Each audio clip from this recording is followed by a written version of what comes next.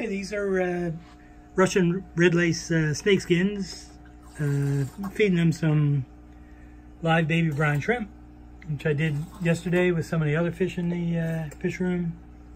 And you can kind of see they obviously like it.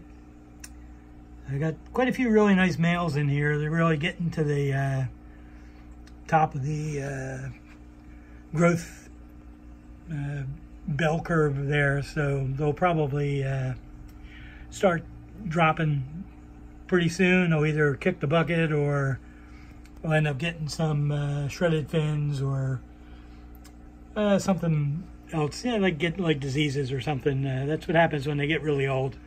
These are a year old.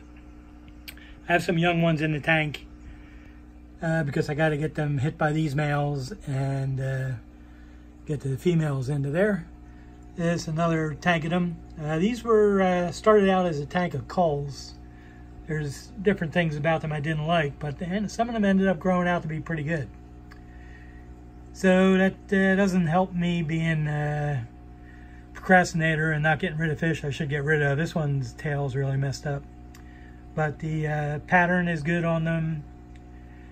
And the dorsals are real good. Tails are real nice and wide. These could probably almost get into the IFGA wide class, wide tail class, which is a new one. These are some of the younger ones. And somewhere in there I got some pretty big males, which they don't feel like coming out. But these are half black blues. Some of these are, I'll probably have to call soon because they're getting some weird looking tails. There's another tank of them. So as soon as I squirt in the live baby brine shrimp, they really go after it. So that's the other tank of them. This is a tank of a cross of black lace snakeskins and red lace snakeskins. So all that stuff in the water is the live baby brine shrimp. So you can see some of them have a black tail, some of the males, if I can find them, have a red tail. And I have a couple of albinos in here. I think I even have one that's actually red and black in the tail, this one. That's interesting. I actually kind of like that. It's really not something I should like, I guess, but it's kind of cool looking. The two albinos that grew out in this group ended up being females. And we'll have to wait and see if they're fertile at all. But now these are all doing really well. I just have to split them up. And probably just hang on to the ones that are red and black. There's a couple of them. And see what I can do with that. So once again, these are the half black blues. And I get two different types of the half black blues in here, which I guess probably isn't the greatest thing that you want, but they are all half black blues. I get some that get a real light blue, like this one right here, and I get a couple others that get a real dark half black blue coloration, which is almost like a purple. But I like these a lot, and I haven't really gotten any blue deltas out of them. I kind of wanted to get a couple of blue deltas, just males without the half black and the body, because I wanted to try to come up with blue snakeskins. So that hasn't happened yet. And see if I can find some more that look pretty good. Some of the females get a longer dorsal, but not real long, just a little bit extended. And the plants in this tank are the real fine leaf water sprite. Most of my other tanks, I have the wide leaf water sprite, which is the one you see in the stores a lot. And you can see a couple of these males got their tails ripped up a little bit. So that's really, it's my fault because I have too many fish in here. So, but some of them are really nice. They're the ones I'm going to pull first. And trying to see if I have anything else you might want to see. Probably not. So I'll stick with these two.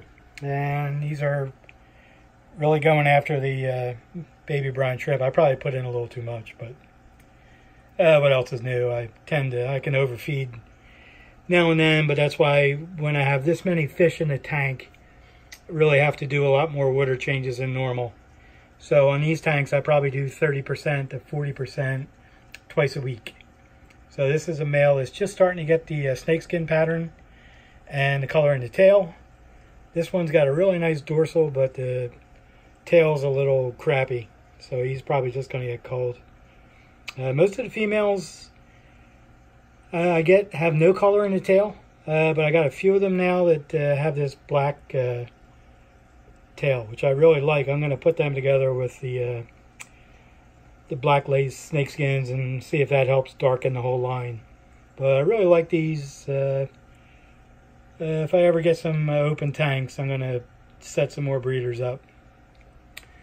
So that was it. That was red lace and black lace snakeskins, half black blues, half black blues. And these are the Russian red lace snakeskins. See if I can find a good one. There, it's pretty nice. And these are also the Russian red lace snakeskins. So this one has no snakeskin pattern, but I stopped culling them out because when I did an experimental group breeding of just the ones like this without the pattern, I actually ended up getting a good percentage of the babies grew out to be the ones that were lace snakeskin. So, in other words, apparently it's just part of the fish, the line. And I know in the past I've had trouble with losing the red grass developing into just being a red grass line and losing the blue. So, and part of that is because they have the genes in them, and you have to keep everything, basically whatever you get, you may want to just use as a breeding group. So I like these. These are actually nice, even though they don't have the snakeskin pattern. And obviously the ones with the snakeskin pattern are probably infinitely better looking. So anyway, thanks for watching.